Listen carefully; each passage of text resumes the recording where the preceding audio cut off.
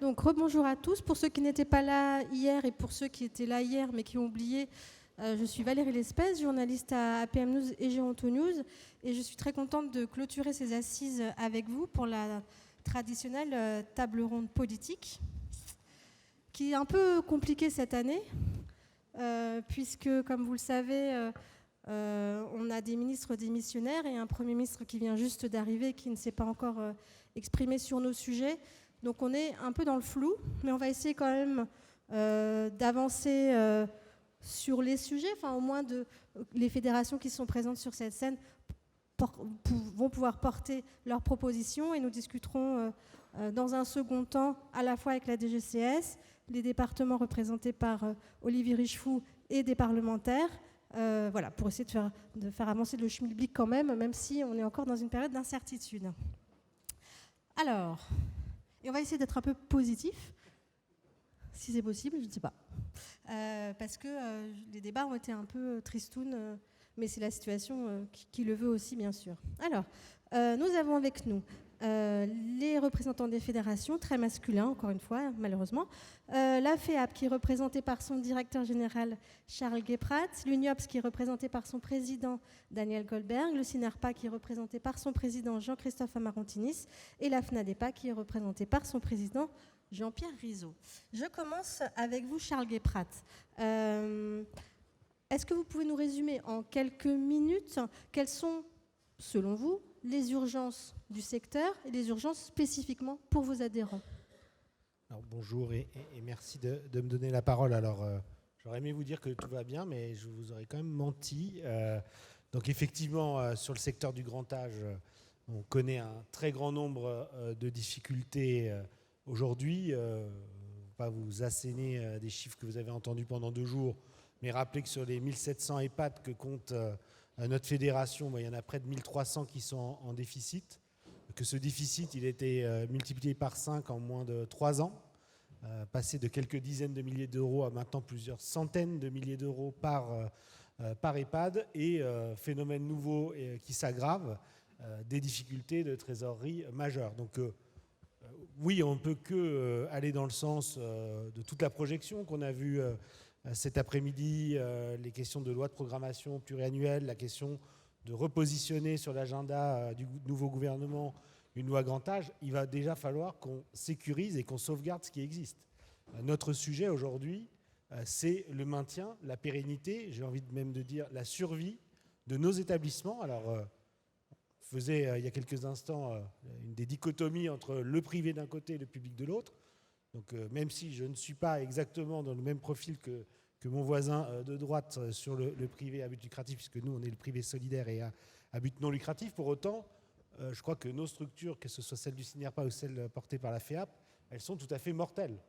Et elles sont mortelles à plusieurs niveaux. Elles peuvent disparaître parce qu'elles peuvent déposer le bilan tout simplement, ou les groupes qui les détiennent peuvent décider de réorienter leurs activités, faute d'arriver à équilibrer les activités, notamment des EHPAD. Donc on a un vrai sujet d'urgence qui est déjà de sécuriser ce qui peut l'être, donc de garantir dans un contexte extrêmement nébuleux, on n'a pas de texte de PLFSS, donc d'habitude à ce moment de l'année on discute de quelque chose. Alors là nous on parle dans le vide, donc on est content, il y a des personnes pour nous écouter et reprendre nos priorités, mais ça fait 2 mois qu'on parle un peu tout seul sur ce qu'on aimerait voir figurer dans ce PLFSS.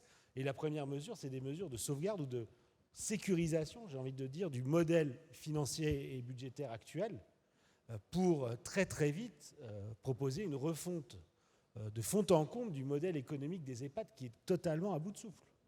Et on ne peut pas avoir d'ambition sur l'augmentation du taux d'encadrement, sur les évolutions. Alors on a parlé de transition écologique, c'est vrai que ça paraît complètement hors de portée dans la mesure où on ne sait pas comment on va finir l'année dans notre secteur.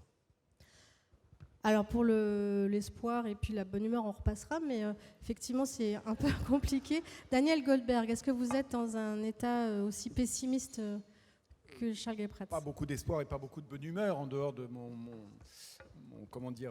ma conception personnelle de la vie, j'allais dire. Non, je partage ce qui a été dit et l'UNIOPS représente le secteur associatif aussi du grand âge et de l'ensemble du secteur des solidarités et de la santé.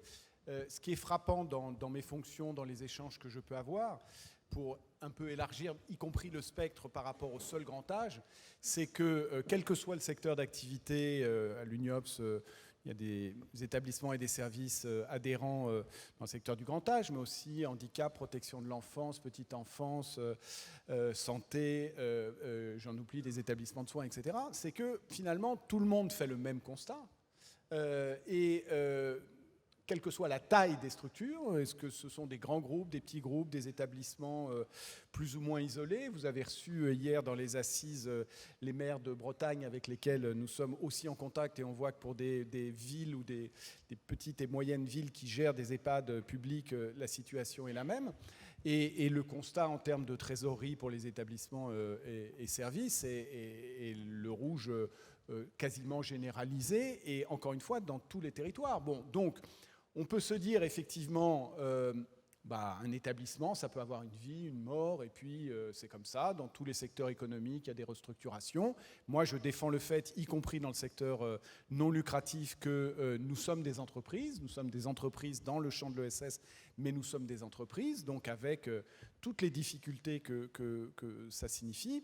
Mais, comment dire, la particularité de ce qui nous anime ici, et vous toutes et tous dans la salle, c'est qu'il y a des personnes bénéficiaires de nos services et qui sont accueillies dans nos établissements, et que cet affaissement qu'on peut décrire les uns et les autres, qui me fait passer l'année dernière d'une forme d'impatience par rapport à une réforme structurelle concernant le grand âge, à une forme de colère aujourd'hui, que je dis avec mes mots, avec comment dire, sans forcément employer, sans monter dans les tonalités, mais une forme de colère aujourd'hui, en se disant que face au mur démographique qui est devant nous, ne rien décider, c'est choisir que des personnes, demain, et quand je dis demain, c'est peut-être ce soir en termes de temporalité, ne seront pas ou mal accueillies. C'est ça, ce choix.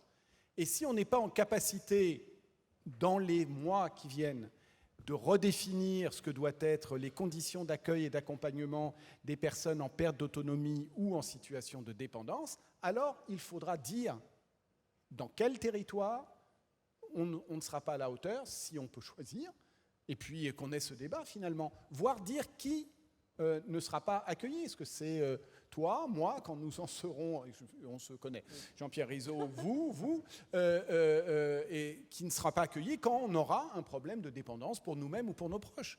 Parce que si on ne va pas comme ça, je sais le résultat. Le résultat, c'est que ce seront les territoires où l'offre est la moins importante, ou les personnes qui ont les moins de capacités contributives, qui n'auront pas de réponse à leurs besoins d'accueil et d'accompagnement. Donc c'est aussi pour ça que, à force d'être en attente, je passe de l'impatience à la colère. Merci. Jean-Christophe Amarantinis, est-ce que vous pouvez, j'imagine que vous partagez ce constat un peu pessimiste, est-ce que vous pouvez détailler une ou deux mesures ultra urgentes où là on ne peut plus attendre, il faut y aller maintenant? D'abord, merci pour l'invitation. Et avant de détailler quelques mesures urgentes, je voulais tout simplement rendre hommage à nos centaines et centaines de directeurs, à nos gestionnaires et aux salariés qui réalisent un travail considérable d'abord depuis 2 ans, et c'est pas facile, depuis ce qui s'est passé en 2022 et depuis toujours. Et leur rendre hommage aussi puisque nous accompagnons plus de 60% des personnes âgées sur les territoires au quotidien, dans tous nos métiers. Et donc voilà, c'était un petit clin d'œil à l'intervention précédente, parce que vous imaginez que j'ai reçu quelques coups de fil et quelques SMS de personnes qui étaient dans la salle et qui ont été un petit peu choquées par les propos, non pas par les vôtres. Et d'ailleurs, je remercie votre solidarité, messieurs, donc, dans vos propos. Voilà, donc, ceci étant dit, mesure urgente. Bon, première mesure urgente, donc, comme ça a été évoqué, attractivité. On est vraiment en manque d'attractivité. Donc nous, on demande au prochain gouvernement, si possible, immédiatement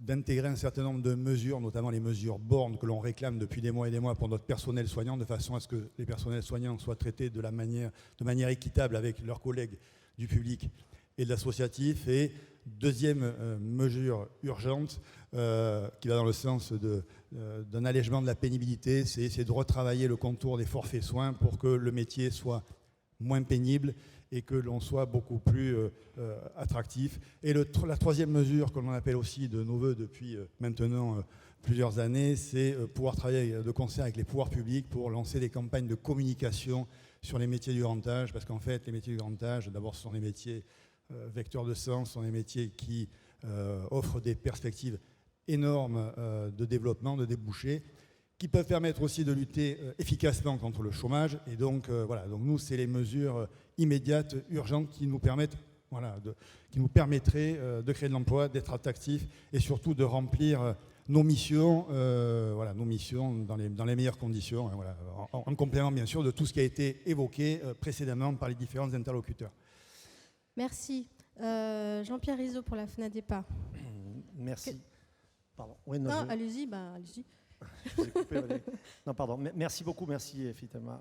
Moi aussi, merci à Luc et à son équipe pour l'invitation. Évidemment, je suis en lien et parfaitement en accord avec ce qui vient d'être évoqué ici juste avant par mes collègues. Mais au fond, de ma place, moi, de président d'une fédération qui représente des directrices et des directeurs, et pour le coup, tout secteur, tout type d'établissement et de service, parlons que des EHPAD. Nul doute que dans les assises du domicile, il sera aussi question de domicile, parce qu'il y a un vrai sujet. Je crois qu'on ne peut pas aujourd'hui dissocier la question du soutien à domicile et la question de l'accompagnement en EHPAD. C'est surtout pas à dissocier, au contraire, c'est à unir. Permettez-moi au fond, en rejoignant bien sûr la difficulté du secteur, la difficulté du moment et les impacts que ça a aujourd'hui sur nos adhérents, qui font, pour beaucoup d'ailleurs, courageusement, qui souffrent de la situation parce qu'aujourd'hui, ils ont des choix impossibles et cornéliens. Comment est-ce qu'on assure un équilibre budgétaire en garantissant un accompagnement de qualité? On ne peut pas aujourd'hui, nous, directeurs, directrices, faire ce choix-là, de dire on va supprimer des postes parce que comme ça, on rentrera dans les budgets. C'est inacceptable, ça n'est pas acceptable. Et aujourd'hui, c'est la situation dans laquelle de plus en plus de nos adhérents sont confrontés. Je voudrais juste illustrer le propos et renvoyer, puisque c'est l'objet de ces assises nationales, et que vous me le permettez, renvoyer aujourd'hui l'État et les départements à leur responsabilité, à une prise de responsabilité.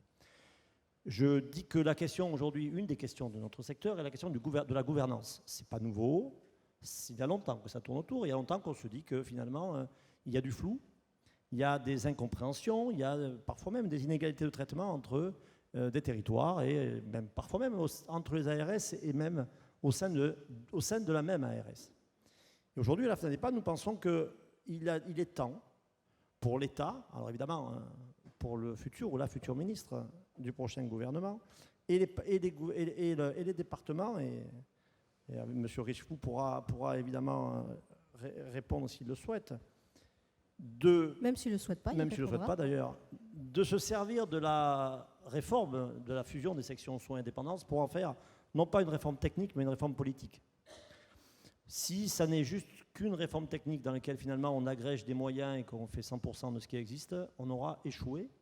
Et la FNADEPA appelle les départements et l'État à faire en sorte que ce ne soit pas une réforme technique, soit une réforme politique qui ouvre à des choix, un choix fort. Il ne s'agit pas de déshabiller Pierre pour habiller Paul, mais il s'agit de choisir aujourd'hui qui sera le capitaine de ce secteur. Ce choix-là, pour nous, en tous les cas, il est un choix politique fort et il doit être fait urgemment. Ce n'est pas juste reporter pour reporter. J'en appelle évidemment, en effet, aux acteurs pour le faire. Et puis, un deuxième élément qui me paraît important, c'est qu'on a tous des ambitions fortes pour ce secteur et on imagine tous que les l'EHPAD de demain, alors d'ailleurs qui est d'ailleurs l'EHPAD d'aujourd'hui, parce que l'EHPAD de demain, ça ne veut absolument rien dire.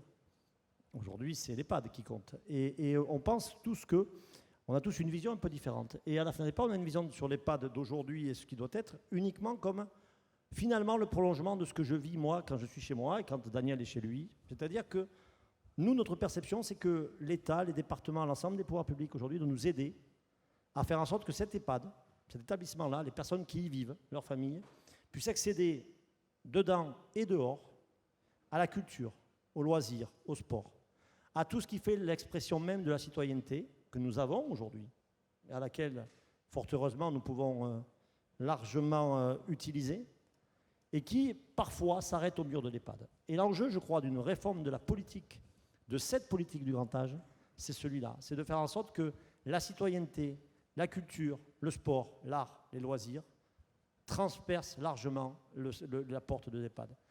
Ça se fera grâce à la volonté des directrices et des directeurs. Alors, moi aussi, je rends hommage à nos adhérents, mais à tous les autres, parce que tous ne sont pas adhérents à la SADEPA.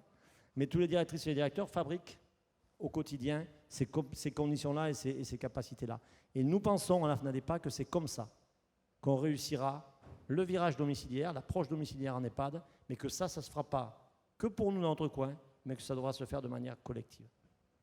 Merci beaucoup pour ces propos un peu plus ouverts que ce qu'on a entendu. Mais vous avez quand même appelé l'État et les départements à leur responsabilité. Donc nous appelons l'État et les départements. Benjamin Voisin, si vous voulez me rejoindre. Olivier Richefou, si vous voulez monter sur scène également. Donc Benjamin Voisin, directeur adjoint à la Direction générale de la cohésion sociale. Et Olivier Richefou, président du département de la Mayenne et président de la commission autonomie grand âge de département de France. Et je vais appeler dans le même mouvement nos deux députés invités à cette table ronde, Annie Vidal, décidément. Annie Vidal, vous êtes députée Ensemble pour la République de Seine-Maritime. Vous êtes, tout le monde vous connaît ici, puisque vous intervenez très souvent aux assises et vous avez été co-rapporteur du seul texte législatif sur le grand âge de ces dernières années. Installez-vous sur la table là, ce qu'on a appelé la PPL Bien Vieillir, qui est aujourd'hui devenue une loi. Et Jérôme Guedj, qu'on ne présente plus non plus, grand habitué des assises, député PS de l'Essonne. Merci beaucoup. Alors, je me tourne vers l'État et les départements, comme Jean-Pierre Izzo nous a invités à le faire. Je vais commencer par les départements. Monsieur Richefou, est-ce que de votre côté, vous avez vous pouvez donner quelques raisons d'espérer aux professionnels des EHPAD? Voilà, vous avez entendu ce qu'ont dit les fédérations. Il y a beaucoup de choses qui vous concernent, il y a beaucoup de demandes qui vous concernent, auxquelles vous n'accédez pas forcément. Enfin, vous renvoyez un peu la balle avec l'État. Enfin, voilà. Voilà, qu'est-ce que vous pouvez répondre à ce qui vient d'être dit? Moi, je crois d'abord, je partage le constat, hein, bien évidemment, de cette situation extrêmement dégradée de la plupart des établissements qui tiennent le choc grâce au formidable engagement de l'ensemble des personnels. Mais on a un système, comme vous l'avez dit les uns les autres, et à longueur de temps, et fort justement, qui est à bout de souffle. Donc il nous faut mettre en place, avec une méthodologie qui peut être assez simple, les arbitrages nécessaires pour qu'on refonde le système gérontologique dans son ensemble. Tous les rapports existent, voilà, les parlementaires ont déjà parfaitement bossé sur tous les dossiers. Il faut maintenant qu'un gouvernement qui, si possible, ne change pas tous les 6 mois ou tous les ans, puisse mettre sur la table des décisions qui devront être confirmées, bien évidemment, et prise en dernière mesure par les parlementaires. Voilà, donc il faut vraiment aujourd'hui sortir de ce dossier. Par exemple, nous allons être 26 départements, non plus 23 mais 26, 3 autres ont rejoint la course, à expérimenter la fusion soins-dépendance. Pardon, il n'y a pas besoin de 4 ans à mon avis pour attendre de voir qu'est-ce que ça va donner. Et je suis sûr que ça va être une très bonne chose. D'abord, ça va simplifier le job. Et puis, on sait que vos déficits sont surtout sur la section dépendance. Et donc, grâce à la margie de l'argent public, venant de la sécurité sociale ou de je ne sais quelle caisse, vous allez sans doute avoir un peu moins de déficit sur la section dépendance pour ceux qui vont expérimenter cette fusion. Donc, il faut que l'expérimentation dure 1 an, à mon avis, grand maximum, et qu'ensuite on aille dans le vrai. Mais ça ne suffit pas, il faut aller au-delà. Et donc il faut mettre sur la table. Moi j'ai une méthode qui vient d'être mise en œuvre dans un autre domaine qui m'est cher, qui est celui des pompiers. Gérald Darmanin a lancé ce qu'on a appelé le Beauvau de la sécurité civile. Alors ça s'est interrompu pour les raisons que l'on sait. Mais voilà, c'est sur 6 mois, 4-5 grands thèmes, avec une dernière fois un débat entre tous les acteurs, et ensuite un engagement du gouvernement de faire une grande loi sur la sécurité civile, puisque ça fait 20 ans qu'il n'y en a pas eu de fait. Mais il faut faire la même chose. Et au lieu de faire le Beauvau de la sécurité civile, on fait le Ségur du grand âge et on y Mais va. il y en a déjà eu des Grenelles, des Ségur, voilà. Pas sur la totalité et pas sur les arbitrages. Et il faut commencer par le commencement. Et ça a été très bien dit tout à l'heure, le début, c'est la gouvernance. Parce qu'après, c'est celui qui décide qui paye quand même. Et donc, il faut qu'à un moment donné, la gouvernance soit posée. Et ensuite, bien évidemment, les questions de financement. Moi, sur les financements, 3 idées simples. D'abord, il n'y aura pas d'argent miracle très longtemps venant de l'État. Je pense qu'on est tous en phase avec ça. Et donc, il y a 3 solutions simples. La première solution, c'est les tarifs différenciés qui peinent un peu à se mettre en œuvre. On attend le décret sur le pourcentage.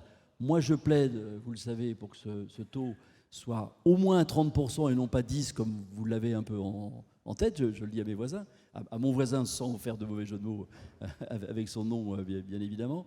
Et parce que c'est ça qui va donner des marges de manœuvre aux établissements.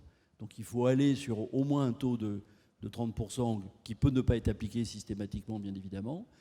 Deuxième chose, moi je pense que le système assurantiel est une solution qu'on ne peut pas écarter, et donc il faut l'intégrer dans notre approche absolument. Et puis dernier élément, pas facile à aborder, mais il y a 20 ans, on a bien réussi une journée de solidarité pour nos anciens. Le temps est peut-être venu, après tout, avec tous ces rapports qui pointent du doigt le fait que nous avons un temps de travail peut-être en France qui pourrait être amélioré, et bien d'avoir pour une bonne cause, non pas une vignette automobile, mais une journée supplémentaire. C'est à peu près 4 milliards d'euros. Hein. C'est pas rien quand on sait qu'on a besoin de 10. Voilà. Et sur la gouvernance, pour être bien clair, vous appelez donc à une clarification de la gouvernance. Donc vous êtes d'accord pour dire que les départements se désengagent du secteur et laissent la main aux ARS? Je ne crois pas avoir dit ça. Et je ne suis pas sûr que... vous savez, il y a un modèle qui fonctionne pas très bien en France, ça s'appelle les hôpitaux. Il paraît que c'est les ARS qui s'en occupent. Donc on n'a pas envie non plus que le grand âge devienne un peu la même chose que les hôpitaux en France. Et donc je pense qu'il faut que les départements restent les assembliers et sans doute une responsabilité sur le domicile plus affirmée. Je ne vois pas l'intérêt que les ARS continuent à s'occuper des SIAD quand on va vouloir réussir une fusion qui n'est pas facile entre les SAD et les SIAD. Et je pense qu'en effet, sur les EHPAD, moi je ne suis pas choqué que l'ARS prenne davantage la main, la fusion des sections en est un exemple, mais que néanmoins on ait toujours un œil dessus parce que je rappelle que l'EHPAD c'est la dernière étape d'un cheminement, d'un parcours, et donc sur un parcours il faut qu'un assemblier soit toujours présent, mais qu'il y ait un désengagement en termes de responsabilité des départements vers les EHPAD ne me gêne pas, et c'est pas par hasard si 26 départements ont quand même accepté d'expérimenter. Et dont le vôtre. Dont Voilà. le bien, effectivement, je m'en serais voulu de ne pas le faire. Hein. Benjamin Voisin, alors je sais bien que l'exercice est un peu difficile pour vous puisque vous représentez l'État, mais vous êtes sans ministre. Donc voilà, vous ne pouvez pas faire des grandes annonces, vous ne pouvez pas annoncer des enveloppes supplémentaires financières. Vous pouvez en fait, mais voilà, il ne se passera pas grand-chose derrière. Jean-Pierre Izot a appelé à faire de la fusion, l'expérimentation fusion soins-dépendance une réforme politique. J'imagine que, j'espère que vous êtes aussi sur cette ligne-là et que la DGCS n'entrevoit pas cette réforme que d'un point de vue technique. Ça va être très compliqué techniquement, mais c'est aussi un pied dans la porte vers autre chose. Oui, tout à fait. Merci beaucoup pour votre invitation.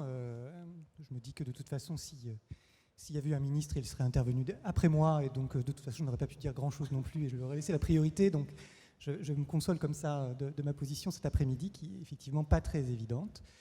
Je voulais rebondir sur plusieurs points avant de répondre à votre question. D'abord pour dire qu'effectivement, on a...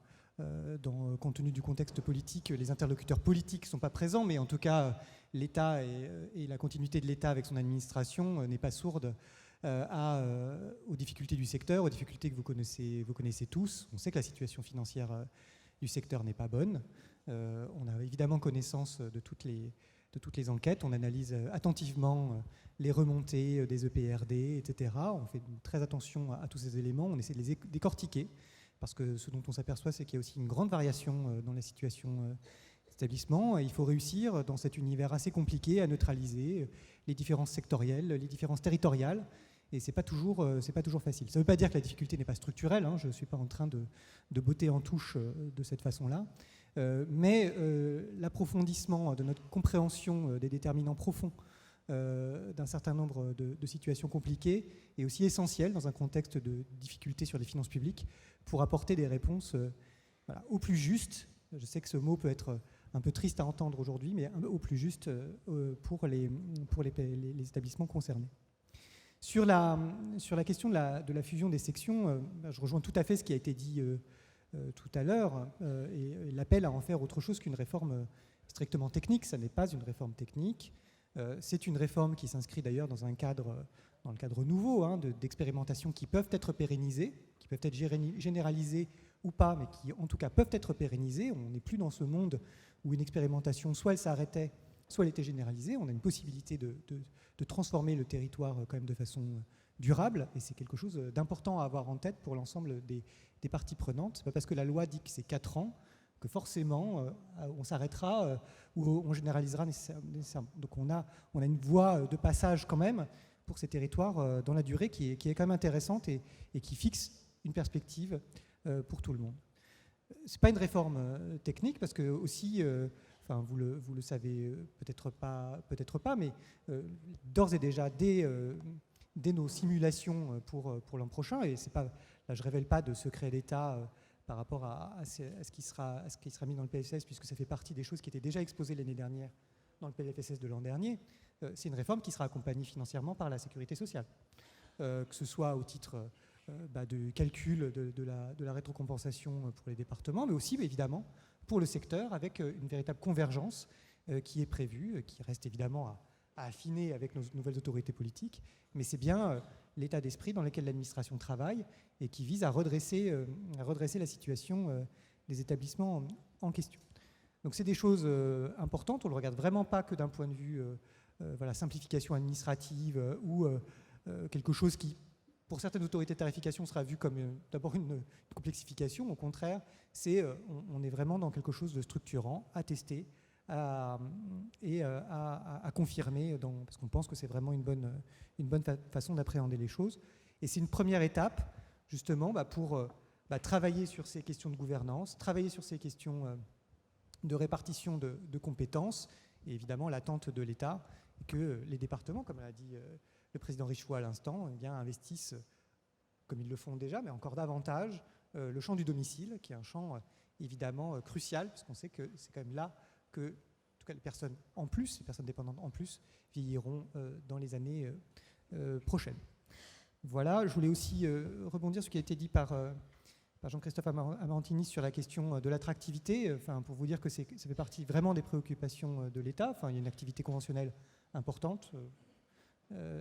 Charles Guéprat le sait mieux que personne sur le champ privé non lucratif. On sait aussi que les discussions dans les autres secteurs. Et vous avez évoqué les questions de communication. Alors évidemment, on ne sait pas comment sera constitué le gouvernement futur, mais ce qu'on sait, en tout cas les leçons que nous, administration, nous tirons du grand ministère qui était autour de Catherine Vautrin, c'est qu'il y avait un vrai intérêt à avoir une synergie entre la partie travail et la partie, disons, sanitaire et médico-sociale, et que quelle que soit la configuration gouvernementale, nous nous attacherons à faire perdurer les coopérations administratives pour avoir des communications à impact. Sur gardez le micro, Monsieur Voisin. Sur le PLFSS, d'habitude, à cette époque-là, on a des petits échos, on sait un peu en gros ce qu'il y aura. Là, on n'a rien. Vous voilà. Vous non plus. Enfin, si sans doute, mais... En tout cas, pas de choses qui sont... j'ai pas de choses très précises, parce que quand même, nous, on n'a pas non plus... Vous n'avez pas d'interlocuteur, mais on n'a pas non plus de cabinet. Et ce serait bien mal avisé de ma part que de prendre des engagements ou de donner des chiffres cet après-midi sans avoir pu les valider avec mes autorités politiques. Mais quand même, sur la fusion soins-dépendance, est-ce que on peut espérer que... Là-dessus, comme je disais à l'instant, alors est-ce que ce sera dans le PLFSS initial ou est-ce que ça interviendra en raison du calendrier par voie d'amendement? Je pense qu'on est quand même relativement assuré, en tout cas très sur le fait qu'on déclinera les engagements qui ont été pris auprès des départements tout au long du premier semestre et qui ont été mis dans la loi de financement de la sécurité sociale de l'an dernier. Donc on peut espérer que ça commence bien au 1er janvier 2025. C'est en tout cas là-dessus qu'on travaille, évidemment. D'accord. Et est-ce que vous parlez de 26 départements? On avait une liste de 23. Les 3 autres sont lesquels? Alors ça fait pas. Donc on a Vaucluse, la Loire-Atlantique et Hélène. Voilà. Hélène, d'accord. Et ces 3-là seront aussi... Enfin, déjà on avait des incertitudes sur 23, donc sur 26, est-ce qu'on... Donc ça fait partie des choses qui devront être arbitrées, parce que ça a des conséquences financières quand même. Donc voilà, il faudra aussi, pour être clair, qu'on termine la discussion avec les départements sur les conditions de reprise de recettes, puisque c'est une reprise de compétences, mais avec en contrepartie une reprise de recettes. Le schéma de reprise de recettes n'a pas été complètement finalisé avec les départements, on n'a pas topé définitivement. La période qui s'ouvre, et donc qui sera tendue en termes de calendrier, appellera justement de finaliser la discussion et que les départements confirment au regard de ce schéma de recettes, parce que c'est loyal de fonctionner de cette façon-là, confirment au regard de ce schéma de recettes ceux qui veulent y aller effectivement au 1er janvier 2025. Enfin, on doit fonctionner un peu dans ce cadre-là. Ce n'est pas une reprise de compétences forcée, loin de là, on est bien sur une expérimentation.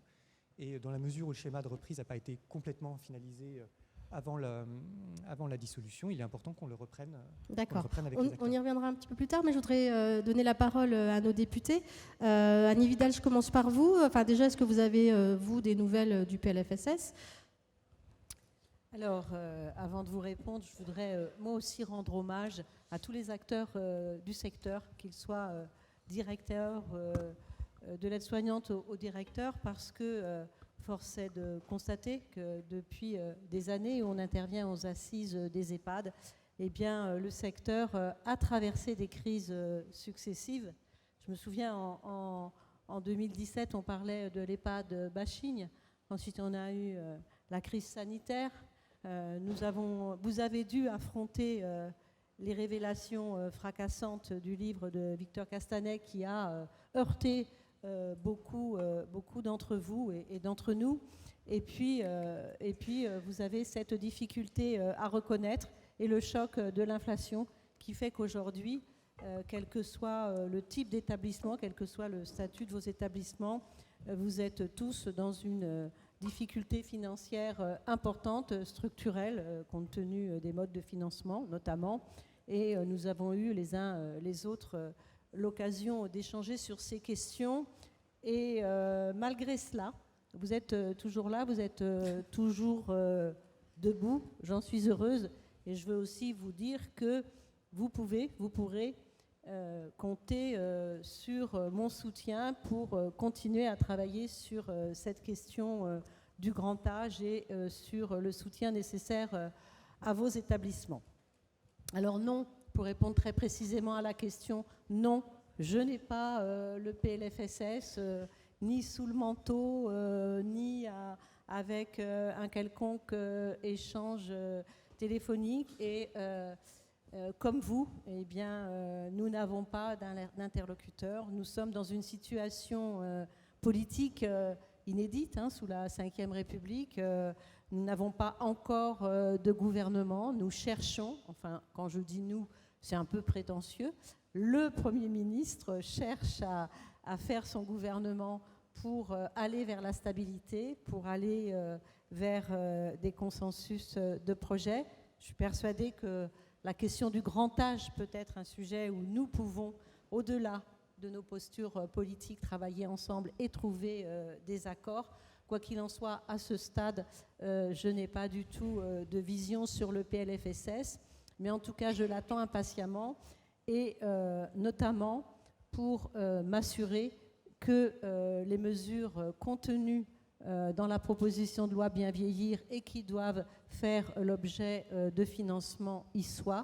Et puis, par la même occasion, j'ai déjà commencé à faire un suivi des décrets attendus. Certains commencent à arriver, les autres viendront. Le constat que nous faisons tous aujourd'hui, et je crois que nous sommes tous d'accord sur ce constat, et à mon grand regret, c'est le même que nous faisons chaque année. Pourquoi n'avons-nous pas cette loi grand âge tant attendue? Alors certes, dans la proposition de loi Bien vieillir, nous avons inscrit, grâce à un amendement de mon collègue Jérôme Guedj, une loi de programmation. Moi, à titre personnel, je préfère une loi ordinaire qu'une loi de programmation parce qu'elle permet d'ouvrir plus de champs. J'ai envie de dire, peu importe si on en était à oui, si ne on discute de ça, c'est cela, que déjà on a bien avancé. je serais déjà très heureuse d'avoir cette discussion. En tout cas, pourquoi n'avons-nous pas eu cette loi grand âge alors que tous ceux qui sont investis sur le sujet savent en gros quelles sont les mesures à mettre en œuvre? Et je ne reviendrai pas sur celles que nous avons déjà mises en œuvre, vous les connaissez toutes et tous. Le pourquoi, il est simple. C'est toujours cette gouvernance à repenser. Vous l'avez évoqué. Moi, je pense effectivement qu'il y a quelque chose à faire en termes de gouvernance entre l'ARS, entre les départements. On a quelque chose d'extrêmement segmenté entre l'État, entre l'ARS, entre les départements. C'est préjudiciable. Je suis ravie qu'on ait pu lancer cette expérimentation de fusion des forfaits soins dépendance. C'était demandé depuis longtemps. Je suis assez convaincue que ça portera du fruit. Pour moi, malgré tout, il faut garder à l'esprit le continuum du parcours du résident. C'est ce que vous disiez, Monsieur Rizzo.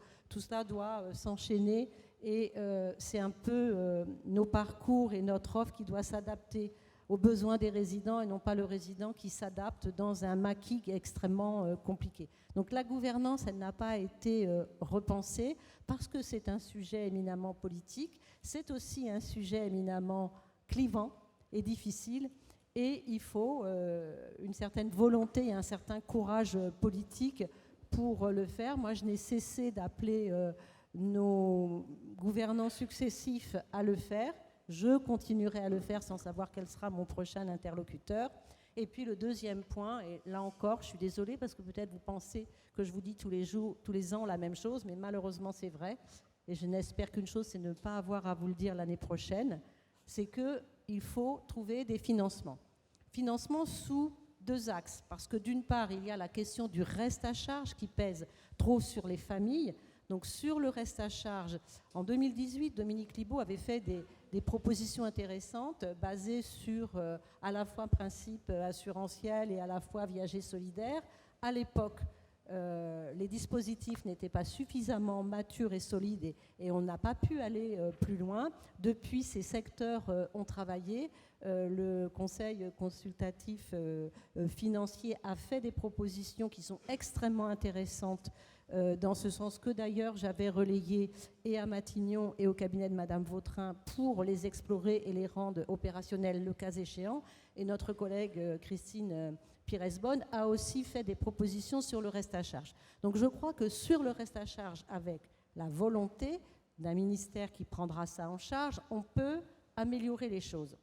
Pour le reste, il nous faut trouver un financement pérenne pour abonder davantage la 5e branche, parce que quoi qu'il en soit, on aura de plus en plus de personnes bénéficiaires de l'APA et il va bien falloir augmenter les financements. Alors là, il y a plusieurs pistes. Alors, on y reviendra après. Je voudrais quand même donner la parole à Jérôme Guedj. Vous disiez, Annie Vidal, qu'il y a le sujet du financement, mais il y a aussi le sujet de la gouvernance et qui paralyse un peu les décisions, parce que c'est exactement ce qu'a dit Édouard Philippe hier, c'est-à-dire, ah oui, mais c'est quand même compliqué, il y a les départements, il faut quand même être cool avec les départements, et puis il y a l'État, et puis il y a l'assurance maladie, oulala. Et donc, est-ce que, voilà, c'est un des points de blocage, mais Jérôme Guedj, est-ce qu'en passant par la fenêtre, c'est-à-dire avec la fusion soins-dépendance, et ben là, on fait un choix, en fait. On fait un début de choix en disant, les EHPAD, c'est pour l'ARS, et puis peut-être implicitement, le domicile, ce sera pour le département. Enfin, voilà, on commence à avoir une clarification de la gouvernance.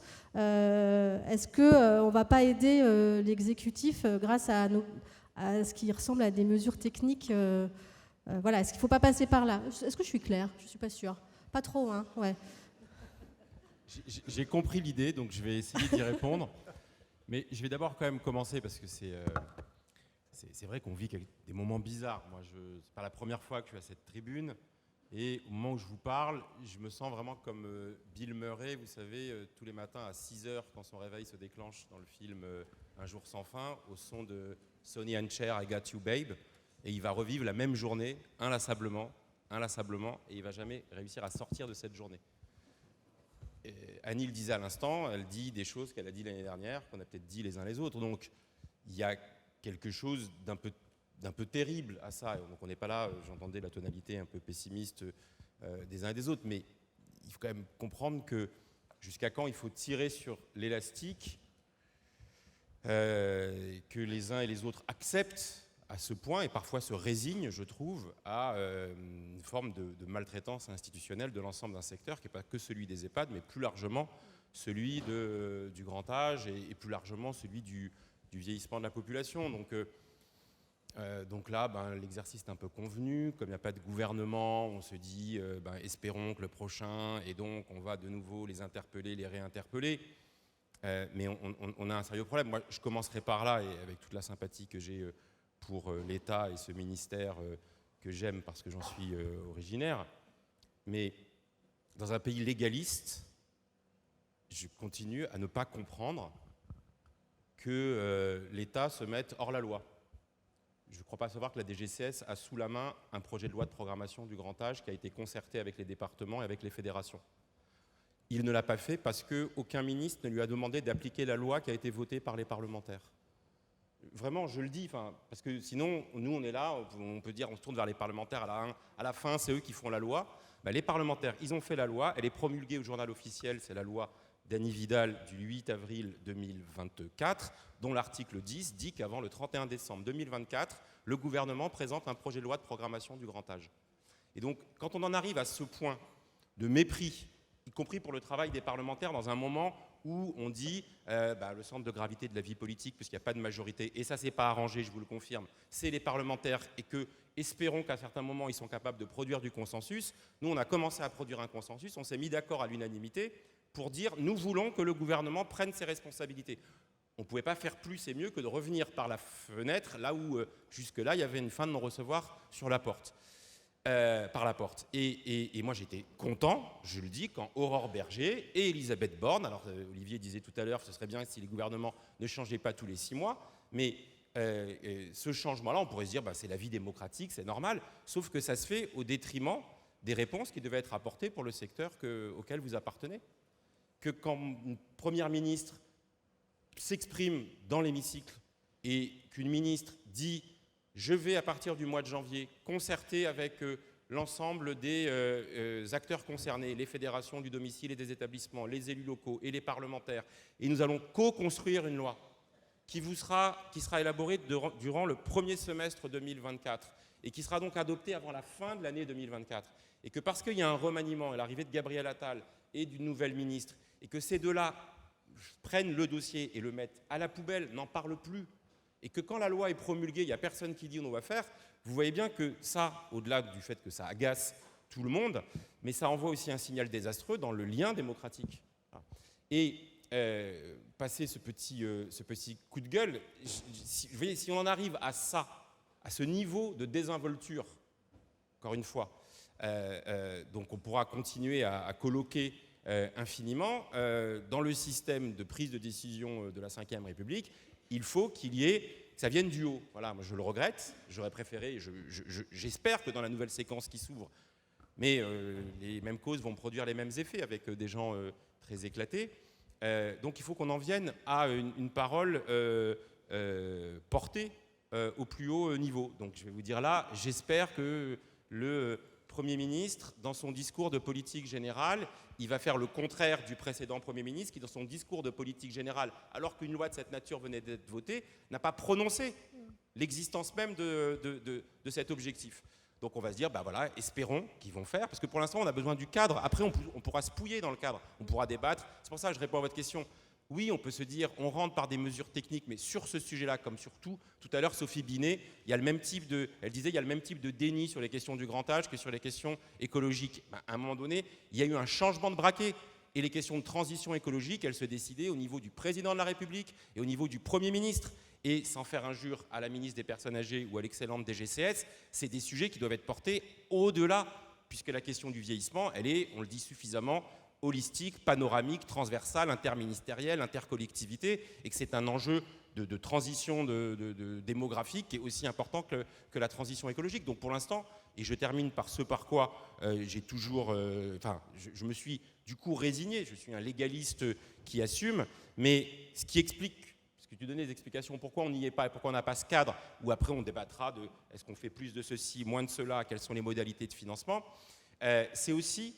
Parce que, d'ailleurs, plein de gens l'ont dit, on dit, ouais, mais ça va, le secteur tient bon. D'une certaine manière. Les salariés sont formidables, ils ont des conditions de travail, de rémunération, les directeurs, les groupes, les collectivités locales serrent les fesses, etc. Voilà. Non, voilà. La crise du vieillissement, elle aura lieu si on continue à penser que les gens vont, alors que la massification va intervenir, qu'ils ne vont pas, à un moment donné, dire c'est plus possible, on n'y arrive plus. Et on voit déjà, non pas la grande démission, mais des gens qui renoncent, des gens qui arrêtent, des gens qui sont démobilisés. C'est pour ça que je le redis, la politique, c'est du rapport de force. Et donc le prochain Premier ministre, comme les précédents, s'il n'y a pas un rapport de force, alors c'est super qu'il y ait un papier dans Le Monde hier ou avant-hier lié à ces assises qui alerte à nouveau sur les difficultés systémiques et le modèle économique des EHPAD qui ne va pas, mais il faut qu'il y ait, je dirais, un rapport de force qui s'organise. Moi, j'appelle de mes voeux depuis des mois, et je le dis devant les fédérations qui sont présentes, mais je le pourrais dire aussi devant celles du domicile, je le dis devant les élus locaux. Chacun peut penser qu'il peut tirer les marrons du feu dans une discussion bilatérale avec le ministère. Mais la somme de ce que vous obtiendrez sera toujours inférieure à ce que vous obtiendrez si vous le faites dans ce que moi j'appelle de mes voeux, c'est-à-dire une coalition du grand âge, qui lie les professionnels, les salariés et l'ensemble de la population et les familles pour dire ça ne peut plus durer. Voilà, comme ça se fait. Alors les jeunes se mobilisent sur la transition écologique. Je ne dis pas que les vieux doivent aller bloquer le périphérique avec leurs déambulateurs et leurs fauteuils roulants, mais quand je vois ce qu'ont obtenu les agriculteurs avec 25 tracteurs bien placés sur l'autoroute, je me dis que ce serait peut-être pas inutile aussi à un moment, je ne suis pas un révolutionnaire, mais il y a un moment que ce rapport de force s'organise mieux. Voilà, et que sinon, on sera l'année prochaine à nouveau avec Sonny and Cher, I Got You Baby, et je serai... encore là, et moi je poserai prochaine, encore les mêmes. Là, j'ai changé mes questions par rapport à l'année dernière quand même, mais vous les comprenez pas très bien. Mais alors moi, du coup, mes réponses sont à peu près les mêmes, avec un peu de dépit supplémentaire. Alors, je vais juste ajouter un truc, parce que quand même, après, il faut rentrer dans le fond. On a mis le pied dans la porte, il y a des choses dans le PLFSS, mais dans le changement de braquet, après, il faut qu'on ait des discussions. Alors moi, je sais que les réponses ne vont pas pouvoir être fournies, mais il faut quand même qu'on ait un peu de visibilité là sur le PLFSS. Je ne peux pas imaginer, monsieur Voisin, qu'au moment où on parle, il n'y ait pas quelque part un PLFSS où on sache si l'ONDAM médico-social personnes âgées, il est à 4,6, à 4,4, à 4,8, à 5,1. Enfin, ça a son importance. C'est l'évolution de... C'était environ presque 16 milliards l'année dernière. Donc, est-ce qu'il y a 450 millions d'euros, 500 millions d'euros de plus, 600 ou est-ce que c'est flat? L'année dernière, l'ONDAM global dans le PLFSS, il était de 3,2. Dans la trajectoire, il était annoncé à 3, c'est-à-dire une baisse de l'ensemble de l'ONDAM. Est-ce qu'il y a une baisse de l'ONDAM médico-social, c'est-à-dire du rythme de progression? Enfin, ça, c'est des questions que nous, parlementaires, on va avoir besoin de travailler parce que c'est la mise en œuvre, y compris des réformes qui sont amorcées, de certaines dispositions qui étaient votées dans le précédent PLFSS et dont on peut se questionner de la pertinence ou pas de la pertinence. Je continue, je ne sais pas si je l'avais dit, je crois, l'année dernière, dans ces assises. J'avais trouvé vraiment un peu aberrant que la seule mesure d'ampleur dans le PLFSS 2023 ou 2024, ou le 2023, c'était la mise en œuvre de 2 heures de lien social dans les services à domicile pour un budget estimé à 500 millions d'euros. Et je vous le dis sincèrement, s'il y a 500 millions d'euros de mesures supplémentaires à dégager, et je le dis, il y a peut-être des acteurs qui gèrent aussi des services à domicile, la priorité n'est pas de les donner pour financer dans les services à domicile qui déjà sont au contact de personnes qui ne sont pas touchées par l'isolement, ces sujets-là. Donc le regard global sur ces questions-là, et dernier mot, vraiment le tout dernier, mais on va rentrer après dans ce qui fait le clivage gauche-droite, et il est intéressant. J'entendais Olivier qui disait dans les palettes de solutions de financement qu'on peut avoir, on a fait en 2003, c'était Jean-Pierre Raffarin, le jour férié. la journée de solidarité, il disait pourquoi pas, moi je veux bien, mais je veux qu'on ait le débat parce que ça dit qu'il faut créer des ressources nouvelles. La journée de solidarité, c'est d'abord et avant tout une cotisation des employeurs de 0,3% qui s'appelle la CSA, et en contrepartie le fait que les salariés ne cotisent pas. Donc j'entends un homme plutôt d'une culture de droite qui est prêt à admettre une augmentation des cotisations patronales pour financer. Ça va dans la bonne direction. Le seul problème, cher Olivier, c'est que... mais en contrepartie, il faut allonger la durée du travail. Et là, l'homme de gauche que je suis va te dire, c'est un peu plus compliqué parce que si en plus on regarde, tu disais ça rapporte 4 milliards, ça rapporte 3,2 milliards, dont 60% pour les personnes âgées. Donc ça fait que ça rapporte que 1,8 milliard pour la branche autonomie. Si tu veux trouver les 10 milliards, c'est pas un jour férié supplémentaire qu'il faut supprimer la 5e semaine de congés payés. Donc bon courage si tu vas faire campagne pour dire on supprime la 5e semaine de congés payés. Je ne suis pas sûre que vous souhaitiez ça, M. Livry. Mais je rebondis sur ce que vous avez dit. Vous vous appelez un rapport de force. Alors, les fédérations, leur problème, c'est que souvent, elles sont en ordre dispersé. Comme vous le dites, chacun va plaider sa cause au ministère, à la DGCS. Voilà. Là, la FNADEPA a lancé une opération Les vieux méritent mieux. Voilà. Et cette année, il y a un certain nombre de fédérations, d'ailleurs vous toutes, voilà, qui s'associent à l'opération. Donc est-ce qu'on peut espérer que c'est un début de discussion commune pour avancer sur les sujets? Oui, en fait c'est vrai, vous avez dit, monsieur le député, d'ailleurs vous avez repris à votre sens les vieux méritent mieux, et on a lancé, la FNADEPA a lancé depuis 3 ans maintenant, une mobilisation nationale à laquelle beaucoup d'entre vous participent. Et cette année, on a voulu, parce que vous nous y avez appelé aussi dans votre intervention à notre colloque au mois de janvier dernier, appelé à mobiliser et à élargir cette mobilisation. On l'a fait, et effectivement, ici, les représentants des fédérations à ma gauche seront participants. Nous serons 15 fédérations du secteur, des représentants à la fois tous les champs du secteur, du privé, de l'associatif et l'ensemble des directeurs. Et l'objet, vous avez raison, vous avez dit, monsieur le député, que la dynamique, elle venait d'en haut, et c'est vrai. Si demain, le président de la République, le Premier ministre porte cette réforme, il y aura réforme. Et les parlementaires, et vous en particulier, ferez qu'elle sera une grande réforme, et nous essaierons de l'alimenter. Mais aussi, elle peut venir d'en bas, cette réforme. C'est-à-dire qu'à un moment, on croit tous, et autour de la table et dans la salle, que la société doit aussi, à un moment, se saisir de ces questions-là, et que nous, notre rôle, c'est aussi de faire en sorte que tous les citoyens se saisissent de cette question. Et la mobilisation du 24 septembre, qui s'appellera encore les vieux méritent mieux, à laquelle les fédérations ici présentes dans la salle et en tribune vont s'associer, doit nous permettre de nous aider tous collectivement à gagner ces arbitrages-là, à gagner ces grands axes-là. Et moi, je suis évidemment très fier que vous nous ayez rejoints, messieurs, mais aussi mesdames, messieurs, dans cette mobilisation qui est sans doute, et j'en finirai ainsi, Valérie, le démarrage de quelque chose. Le point de départ de quelque chose, il ne s'agit pas de faire une mobilisation un jour et puis de s'oublier après. Non, le travail collectif, il va s'opérer, il va se construire avec les partenaires du secteur, et pour longtemps, et pour arriver à ce que l'année prochaine, on ne se dise pas la même chose ici et là. Merci. Charles Guéprat, sur le fait que, là, vous attendez tous depuis tellement longtemps, une grande loi, que ça vienne d'en haut et que la lumière arrive sur vous et que tout soit résolu. On voit bien qu'il n'y en aura pas, en fait. Donc, est-ce que...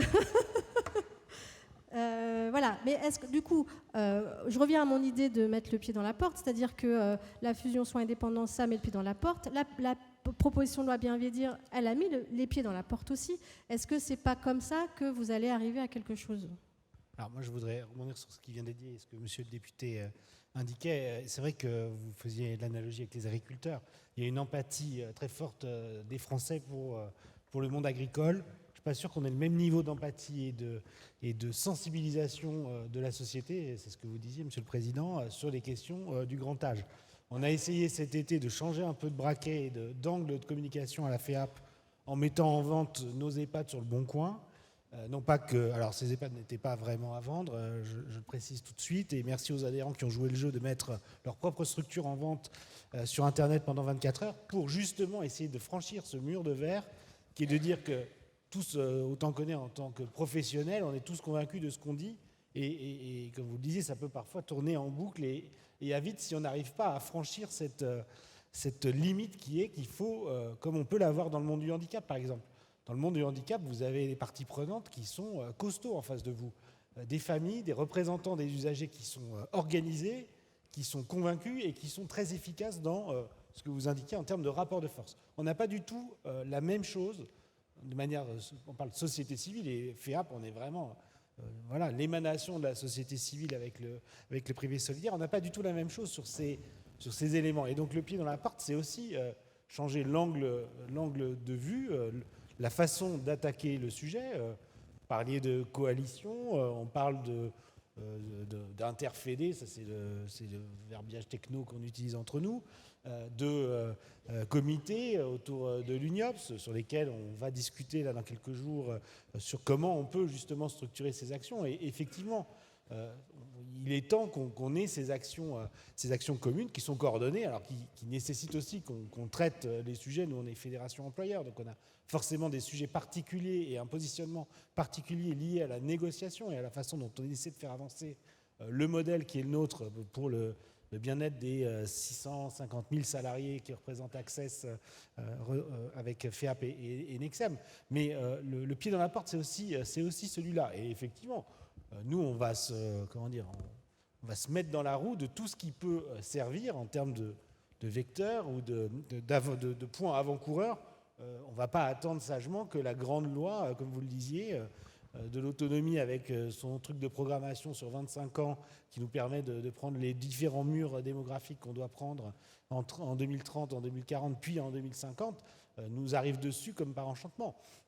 Donc on est vraiment très pragmatique. Et encore une fois, je le redis et je l'ai dit en introduction, il y a un enjeu de temporalité très fort. On n'est pas capable d'attendre des années parce que ça va vraiment s'arrêter en fait. Sur ce sujet-là de coalition, de travail en commun, alors que on sent ce qui avait un peu disparu dans le secteur, des guéguerres publics-privés qui reviennent. Donc c'est un peu paradoxal. Non, je n'ai pas l'impression que les guéguerres publics reviennent. Donc nous, on a toute une série d'initiatives d'interfédés, à la fois, bien sûr, au niveau du secteur des EHPAD. Et encore une fois, merci à Jean-Pierre d'être le porte-étendard de la prochaine manifestation. On a aussi des initiatives collectives domicile, en interfédé avec des fédérations du domicile, la FESP, la FEDESAP, mais également avec nos collègues des fédérations hospitalières, notamment hospitalières privées, la FHP, parce qu'on fait partie de la même branche. Et donc, vous savez également qu'on traite avec eux une nouvelle convention collective. Et en fait, notre problème, quelles que soient nos initiatives et nos actions, et d'ailleurs, je salue nos élus qui sont engagés, courageux et qui renouvellent leur mandat et qui font de l'avant et qui sont là, parce que finalement, c'est notre seul lien avec le passé. Parce que moi, à titre personnel, je suis président depuis 2020 et j'ai connu 8 ministres, c'est-à-dire 2 ministres par an. On ne peut pas travailler, c'est impossible. Donc on peut lancer toutes les initiatives que l'on veut, à titre individuel, à titre collectif, en interfédé, mais bon. On a besoin de visibilité, on a besoin de pouvoir travailler avec des interlocuteurs au long cours, parce que sinon, on ne peut rien faire. Voilà. Donc on peut avoir toutes les belles idées du monde, toutes les initiatives du monde, mais bon, si le pouvoir politique n'est pas en capacité d'être sur une relation stable et organisée, malheureusement, vous avez raison, dans un an, on sera là et on se morfondra, et nos équipes se morfondront, et nos résidents, et nos patients, et nos bénéficiaires seront, entre guillemets, pas correctement pris en charge. Voilà. Et c'est désolant. Oui, sur le fait de travailler le plus collectivement possible, l'UNIOPS a été fondée en 1947 pour ça, pour regrouper le secteur associatif dans tous les champs des solidarités et de la santé. Donc on le fait bien volontiers, pour tout vous dire, y compris le 24, il y a la mobilisation qui a initié la FNADEPA, à laquelle on se joint bien évidemment. Le 25, de la même manière, il y a une mobilisation dans le secteur de la protection de l'enfance, parce que les solutions ne sont pas là non plus aujourd'hui. Mais par rapport aux échanges que j'ai entendus, je vais pas revenir sur les différents points, et effectivement, il faut progresser, mais j'allais dire, il faut peut-être prendre la main. Je me permets de me tourner vers les élus qui sont présents, qu'il s'agisse de l'ADF, des parlementaires. Peut-être que dans ce moment de surplace du pouvoir politique au niveau du gouvernement, si jamais une majorité de parlementaires intéressés par les enjeux du secteur, intéressés par les solidarités, pas seulement pour être solidaires vers des personnes en perte ou en manque d'autonomie, mais pensant que les solidarités sont aussi un moyen de faire reculer les peurs, les replis sur soi, qu'on a quand même beaucoup sentis avant l'été. Donc ce n'est pas seulement un but, c'est un moyen pour faire société, ces solidarités.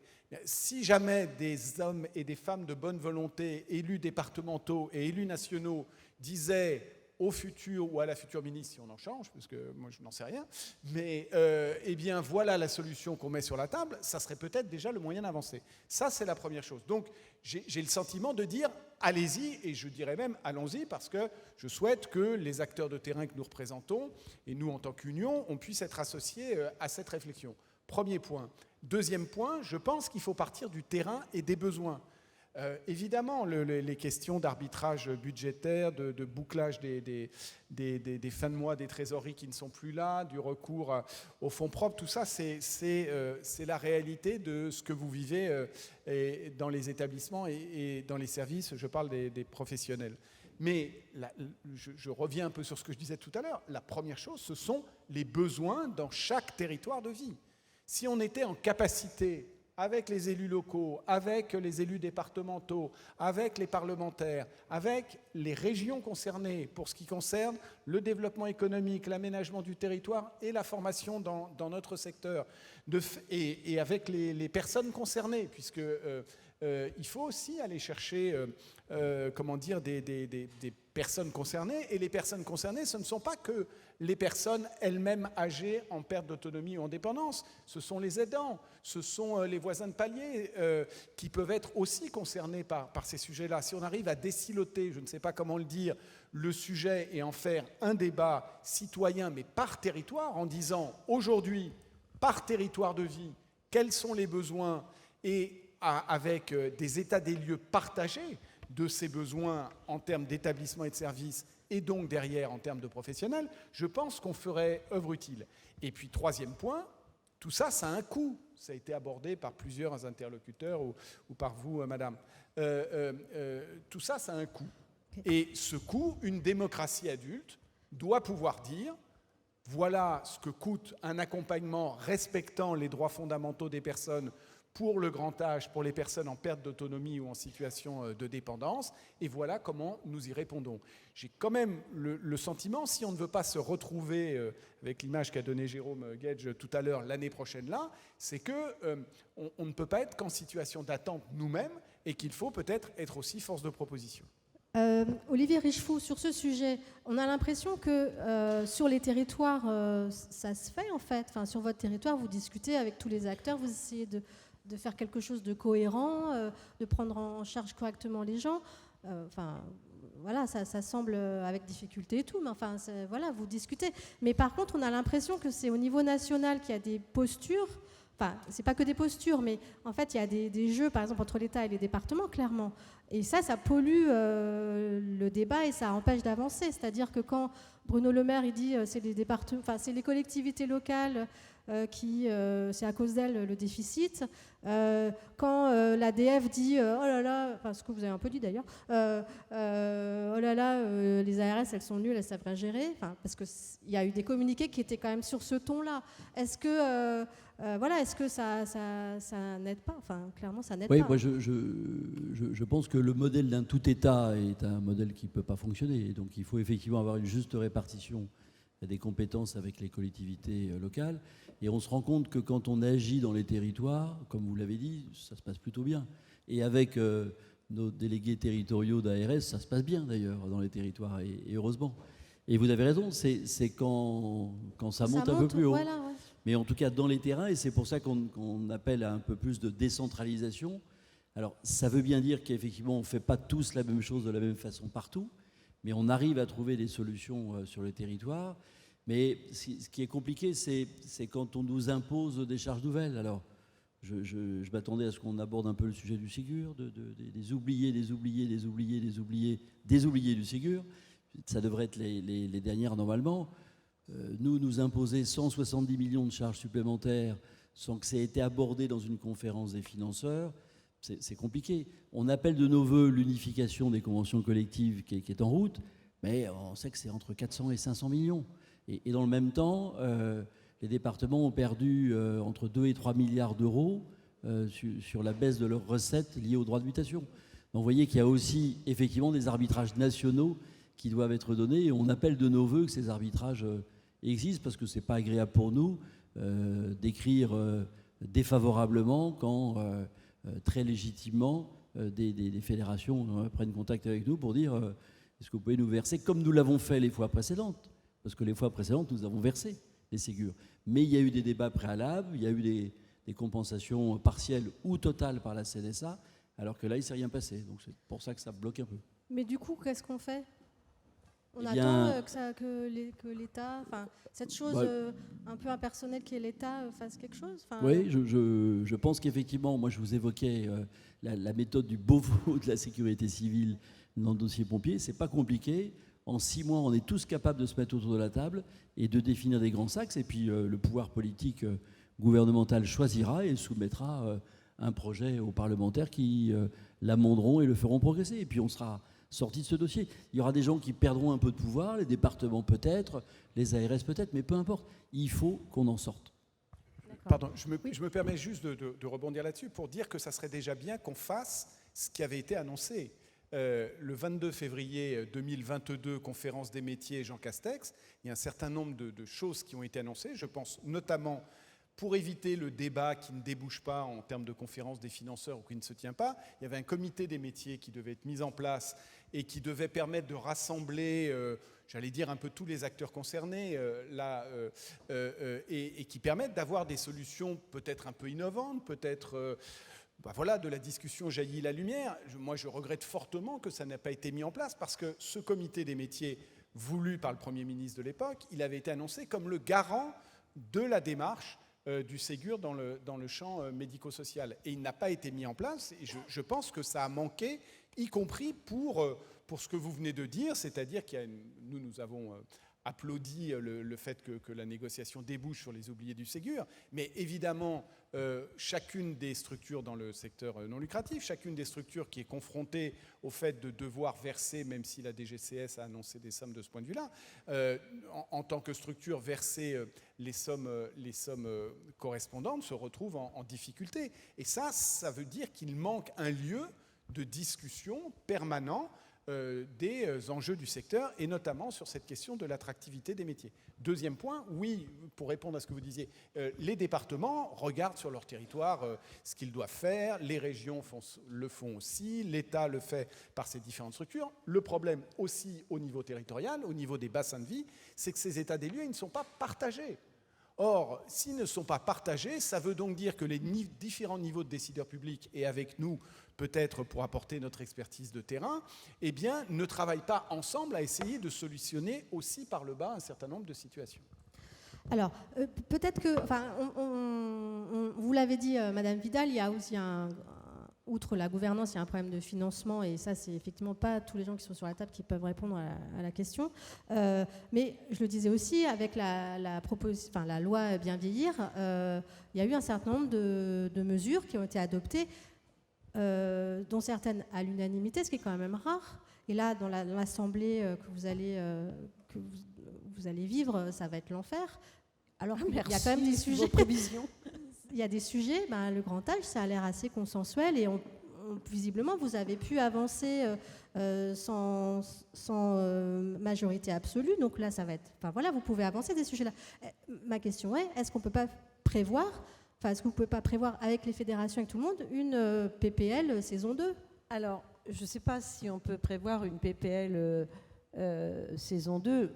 J'y serais pas forcément opposée, mais quand je vous entends, quand je regarde un petit peu derrière moi, j'ai quand même quelques réflexions qui me viennent, parce que force est de constater que les sujets sont extrêmement divers.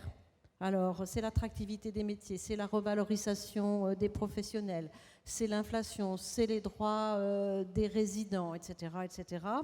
Et puis, on est un petit peu toujours dans l'urgence de répondre à tel ou tel sujet. Et puis on est quand même dans une société où, même si le mot fâche certains, il y a comme un agisme ambiant.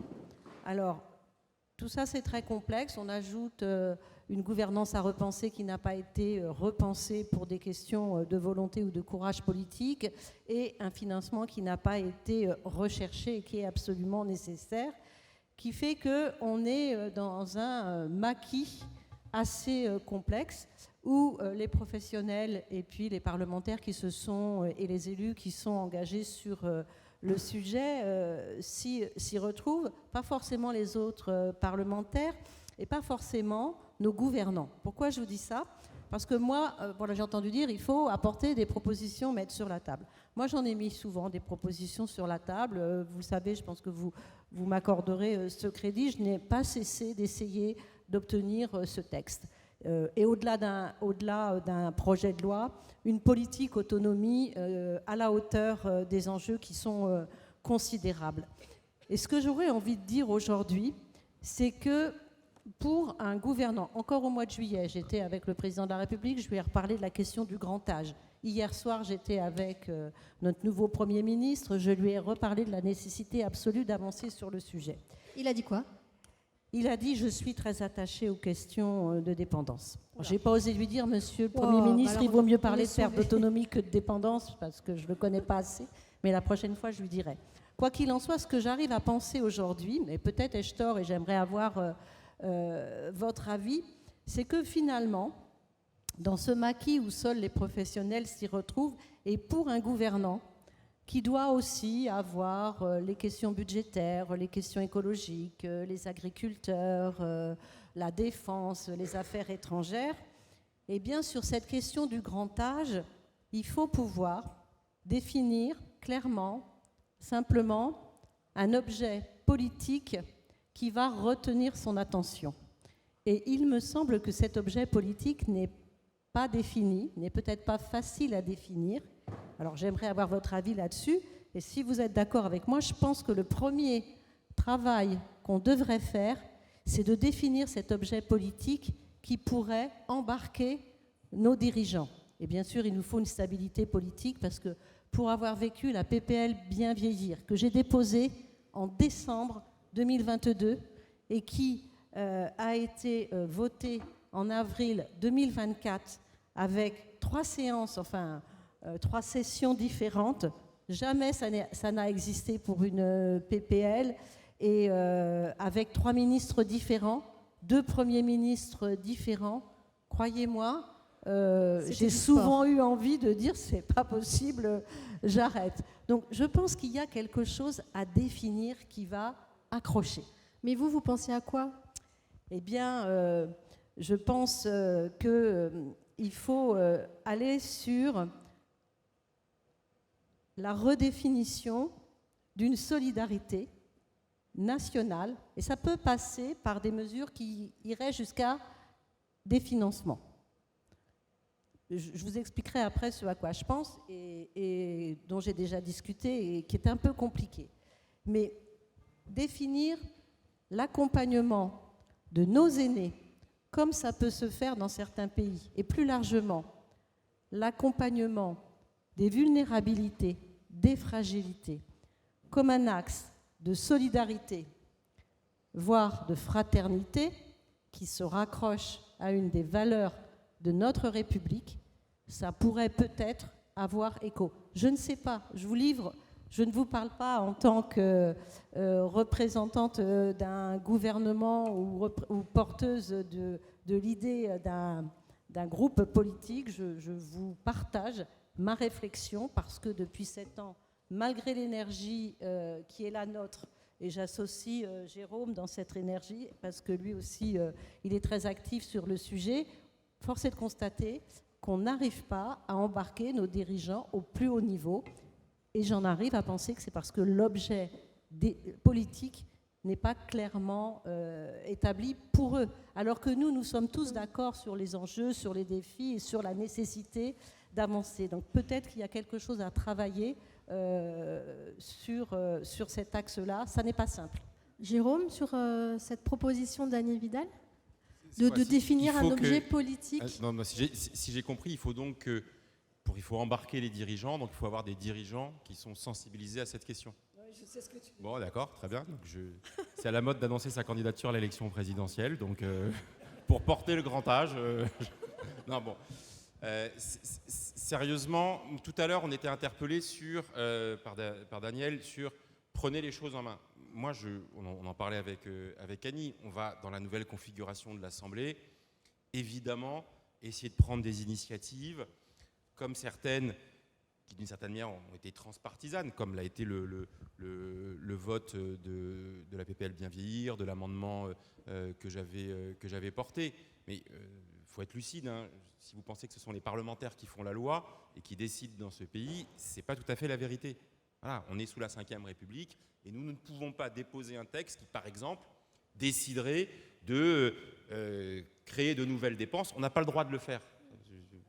Vous le savez tous, vous avez tous découvert au moment de la réforme des retraites, c'est le fameux article 40 de la Constitution. Donc, si on veut faire des changements significatifs, et là il y a besoin pour la révolution de la longévité d'avoir un changement de braquet, il faut forcément le faire en bonne intelligence avec le gouvernement. Il faut donc que le gouvernement l'intègre dans la globalité de sa politique. Donc, c'est pour ça que je redis que ça passe par ce rapport de force. Et donc, moi, tant mieux si les vieux méritent mieux et si le début d'amorce de la coalition du grand âge se lance. Mais je serais presque tenté de dire, mais il ne m'écoute pas, Rizzo, là, donc il ne va pas pouvoir répondre à la... Juste, je m'adressais à vous, mais ce n'est pas grave. Je parlais donc tant mieux s'il y a la coalition du grand âge. Mais concrètement, je trouve que c'est un bon début que les fédérations, et je ne sais pas s'il y a les fédérations du domicile et les fédérations des établissements, il faut y mettre les acteurs des collectivités locales. Il faut que l'AMF, il faut que l'ADF, il faut que l'Union nationale des CCS soit dans la boucle. Il faut y mettre des acteurs de la société, du monde économique. Et puis, puisque je parle de rapport de force, à un moment donné, voilà, parce qu'il faut être dans le mode d'emploi, à un moment donné, c'est comment ça infuse dans la société. Il n'y a pas une famille qui n'est pas concernée à domicile ou en établissement par les enjeux du vieillissement. Et donc, concrètement, c'est quoi la mobilisation ? N'oubliez jamais, alors je ne dis pas ça parce qu'il y avait Sophie Binet tout à l'heure ici, que le président de la République, il annonce la loi grand âge, alors qu'il n'en avait pas du tout parlé dans sa campagne électorale en 2017. Il annonce la loi grand âge parce qu'en janvier et en mars 2018, il y a pour la première fois un mouvement social de grève inédit dans les EHPAD, avec une intersyndicale et beaucoup de directeurs qui soutiennent le mouvement parce qu'il y avait des difficultés, notamment d'application de la convergence tarifaire de la loi précédente, mais au-delà déjà des alertes sur l'insuffisance des moyens dans les EHPAD. Et donc le président, il annonce cette loi grand âge parce qu'il y a eu des grèves dans les EHPAD et qu'il y a eu un mouvement de soutien balbutiant. Voilà. Ben moi, je vous le dis, si demain, les salariés et les professionnels des services à domicile, les salariés et les professionnels des EHPAD, ils continueront à travailler comme quand il y a des grèves, mais disent, nous, ça ne peut plus durer, et embarquent avec eux. Si tous les 4200 CCAS de France mobilisent les populations qui habitent sur leur territoire en disant ça ne peut plus durer, etc. C'est ça que j'appelle la coalition grand âge. C'est un lobbying intelligent. Je peux vous assurer qu'à ce moment-là, ça aura le même impact que les tracteurs des agriculteurs et il y aura le même mouvement de sympathie. C'est des opérations de com, c'est des opérations de lobbying, c'est des opérations d'influence à tous les étages. Mais franchement, le seul endroit où ça coince, c'est à Bercy. C'est dans la lecture comptable et c'est dans la non-mesure de à quoi toutes ces questions-là sont un investissement social pour les pays, sont des enjeux d'aménagement du territoire, sont des enjeux d'emploi et de développement économique, sont des enjeux, Sophie Binet le rappelait tout à l'heure, de combat féministe. C'est-à-dire qu'on est vraiment sur une approche très, très transversale. Et donc cette coalition où il y aura des gens qui disent c'est un lieu de création de richesse, c'est des lieux de solidarité, c'est des lieux d'emploi, c'est des lieux d'aménagement du territoire face aux déserts médicaux, aux déserts médico-sociaux. Le jour où vous ferez ça, mais ça suppose un changement de braquet. Mais c'est ça aussi peut-être l'objet politique dont vous parliez. Oui. Voilà. Donc, oui, justement, attendez, juste avant que vous répondiez, on arrive à la fin de la table ronde, donc j'aimerais, évidemment, vous allez répondre à Jérôme Gage et puis je vous donnerai la parole à chacun d'entre vous. Et moi, je veux toujours savoir c'est quoi l'ONDAM médico-social qui est sur la table, monsieur Voisin, s'il vous plaît. Et on n'a pas bien entendu ce que vous avez dit, nous à la tribune. Oui. D'accord. à l'Ondam médico-social. Ah oui, bah, je passerai la parole à Monsieur Voisin. Mais donc oui, je voudrais que vous tous vous répondiez à cette idée d'objet politique et de qu'est-ce qui pourrait faire que les gens d'en haut s'intéressent à nos sujets. Je vais répondre assez brièvement, mais sur les deux sujets finalement. Je crois que l'objet politique, Madame la députée, il me semble que chacun en a bien conscience aujourd'hui, parce que je crois bien qu'on a tous l'espoir de vivre longtemps et qu'on a tous un père, une mère, un grand-père, une grand-mère. Et il me semble que l'objet politique aujourd'hui, c'est celui-ci. C'est-à-dire comment est-ce qu'on veut vieillir dans ce pays et qu'est-ce qu'on met en jeu. En tout cas, c'est bien ainsi que moi, je vois la chose. Alors, bien sûr qu'il faudra le décliner, qu'il faudra le construire. Monsieur le député, vous avez raison. Et ce qu'on évoquait tout à l'heure avec Daniel à l'oreille, ça avait un rapport à ça. C'est-à-dire que cette mobilisation, vous le savez, elle va mobiliser pas seulement des directeurs ou des présidents, elle va mobiliser des salariés, des équipes, des professionnels, elle va mobiliser des résidents, leurs familles. Et ils ont déjà travaillé localement dans l'ensemble des établissements qui sont ceux qui vont participer et les autres, à un cahier de doléances. Et vous aurez chacun, député de vos circonscriptions, partout où cette mobilisation va prendre de l'ampleur, un certain nombre de doléances qui ne viendront pas de moi, parce que ça n'a pas d'intérêt ce qui vient de moi. Ce qui a un intérêt, c'est ce qui vient du résident, de sa famille et des professionnels des établissements. Ça, c'est un sujet qui va être un sujet qui va mobiliser l'ensemble des acteurs. Et puis ensuite, on vous prendra probablement au mot, c'était ce qu'on évoquait avec Daniel, c'est la période d'après où on va vous interpeller les uns et les autres et on va travailler ensemble pour provoquer quelque chose qui sera de l'ordre de l'étape d'après.